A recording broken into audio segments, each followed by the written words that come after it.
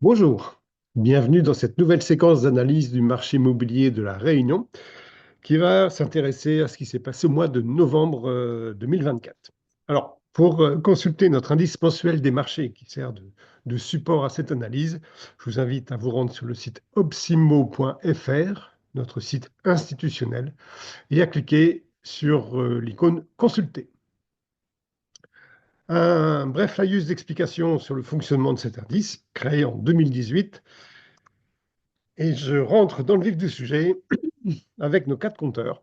Nos quatre compteurs qui permettent de mesurer la situation du marché à La Réunion au cours du mois de novembre. Alors, le bilan est relativement mitigé. Comme d'habitude, on commence par l'offre.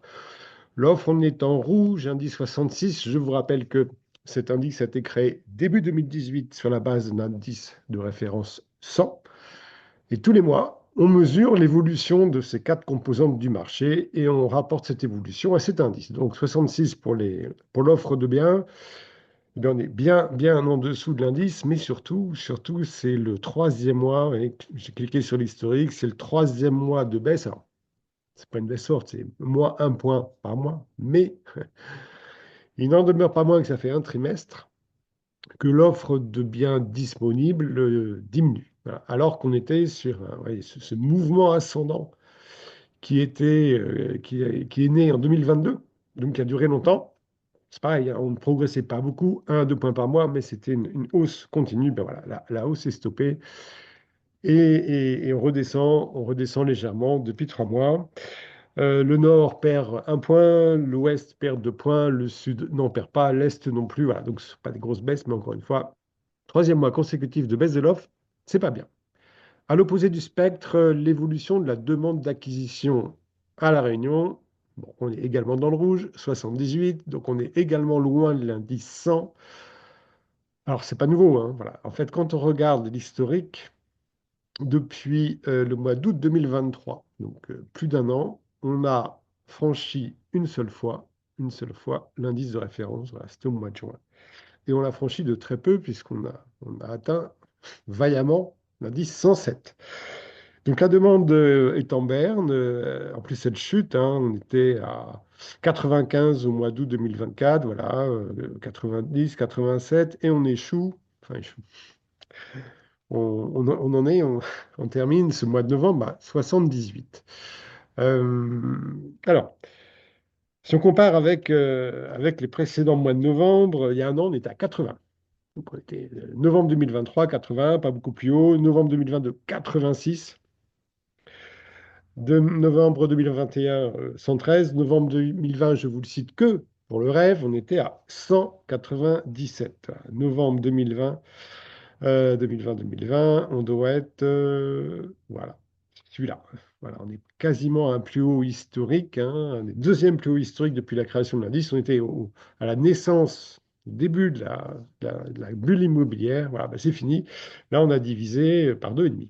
Par 2,5 la demande. Mais en fait, on revient eh bien, au monde d'avant. Vous voyez, le monde d'avant qui a l'air bien terne, mais en fait, je le répète sans arrêt, hein, mais dans le monde d'avant, dans le marché immobilier, tout le monde vivait. Voilà. Tout le monde vivait, il n'y avait pas de difficulté. Alors, effectivement, on avait toujours peu de biens, pas assez de biens, mais une demande dont personne ne se plaignait. Et pourtant, eh bien, novembre 2019 est là, 70. Hop, voilà, 70 versus 78 ce mois de novembre dernier. Et novembre 2018, on était à, que je le trouve, voilà, 65. Donc, encore une fois, si on se réfère à la bulle immobilière, on est sur une demande totalement atone, très faible, inquiétante même. Mais si on prend du recul grâce à cet indice et on revient au monde d'avant, eh bien nous sommes même un petit peu mieux que les 2 dernières années avant cette bulle immobilière. Donc, relativisons ces 78. Il y a toutefois un petit motif d'inquiétude. Donc le nord, lui, la demande augmente, l'ouest, elle est égale, mais l'ouest, je vais quand même vous faire ce focus. Alors, vous pouvez, depuis chez vous, faire un focus sur les régions et également sur les types de biens. Là, je suis toute région, tout type de biens. Donc focus sur l'ouest, tout type de biens, voilà la demande. On est à 36. On est à 36, vous voyez, c'est au sommet, au 184, sommet de la bulle.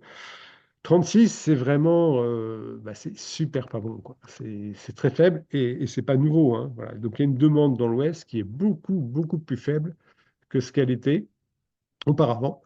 Et c'est un phénomène extrêmement durable. Voilà, je ferme mon focus sur la demande de biens et on file sur le troisième indice, la troisième composante, le volume des ventes. On est dans le vert, il y a 128. Alors c'est mitigé. Voilà. C'est mitigé. Un, c'est bien parce qu'on est au-dessus de 100. Deux, c'est un enthousiasme modéré parce que 128, on a connu mieux. Ouais, et c'est là aussi, c'est le deuxième mois de baisse, 140, 132, 128. Bon, c'est pas une chute vertigineuse, hein, mais on a connu mieux. On a connu mieux, donc je me suis amusé à faire la moyenne de tous les mois de novembre depuis la création de l'indice, bon, à l'exception bien sûr de ce mois de novembre 2024, eh bien la moyenne est à 139, y compris les plus hauts de la bulle, là où on était à 174 en novembre 2020. Donc, donc relativisons, voilà, le chiffre est quand même très correct, hein, puisque on n'est qu'à 11 points de moins que la moyenne de l'indice sur tous ces mois de novembre, incluant le plus haut historique, qu'on ne retrouvera jamais, je pense, hein, de la bulle immobilière.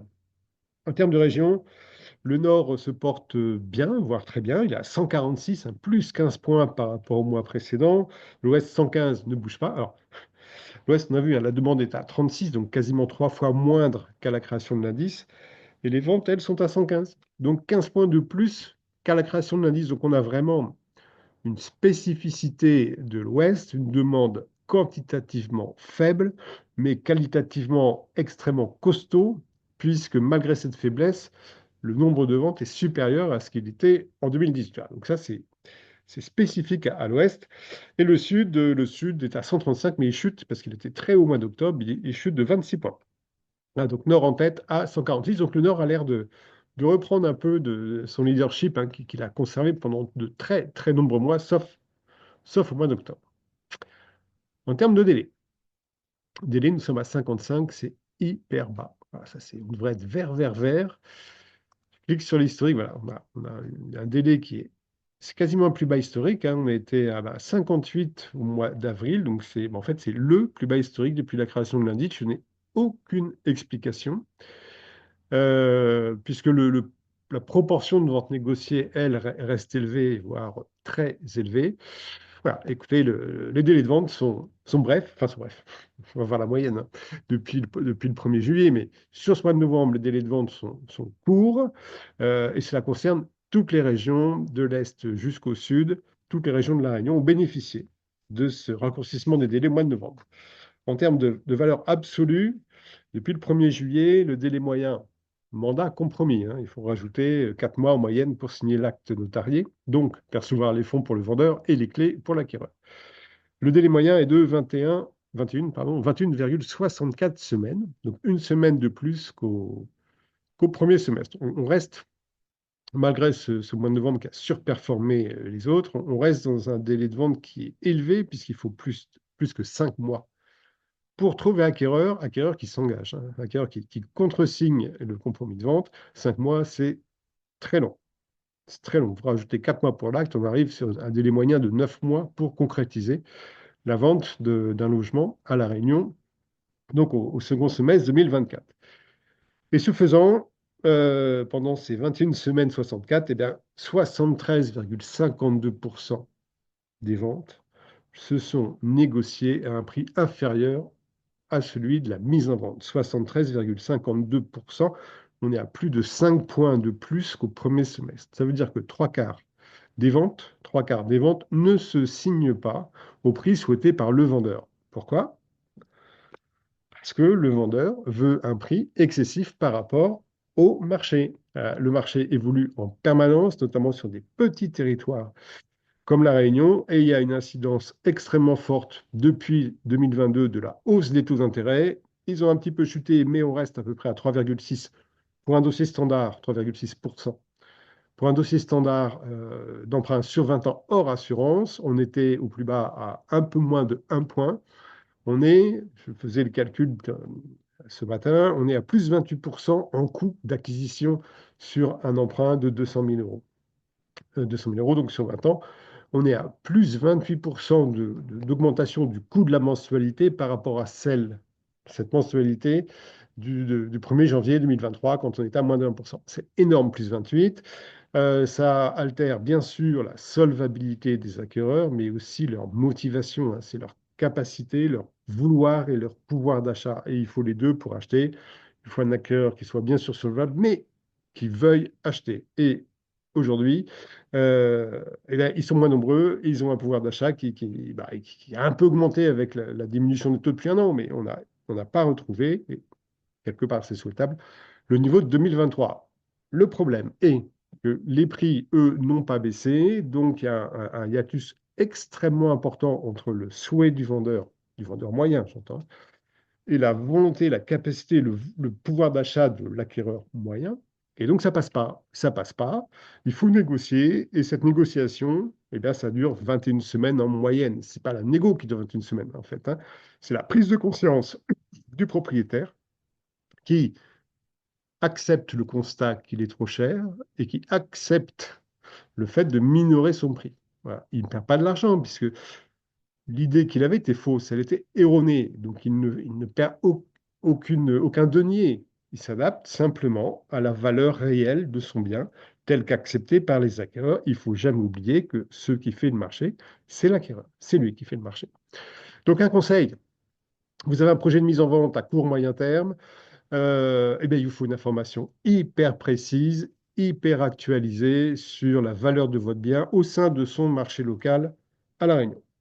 Une seule adresse, opsimo.fr, nos agences agréées, nos agences partenaires, elles sont 122, elles sont formées, elles sont contrôlées dans leur rigueur à alimenter nos datas. Toutes les saisies sont analysées, validées, et ces professionnels-là pourront à l'instant T, estimer la valeur de votre logement ou de votre terrain en fonction des ventes de biens similaires, hein, c'est la reine des méthodes de l'estimation. Comparer un bien à vendre à un bien similaire en termes d'emplacement et de prestations, et dans un laps de temps très court, eh bien, ces agences ayant accès exclusif à nos bases de données pourront estimer la valeur de votre bien en fonction des dernières ventes qui se sont déroulées dans votre rue, dans votre quartier, au cours des dernières semaines. Vous aurez une information en béton, il n'y a pas mieux, il n'y a pas mieux à La Réunion, et vous pourrez prendre une décision ou de vous rapprocher du prix marché, ou de rester dans votre position initiale, mais veillez toujours, hein, à l'évolution de ce marché et ne quittez pas des yeux cette évolution grâce à ces agences qui peuvent vous informer en permanence de ce qui se passe. Voilà.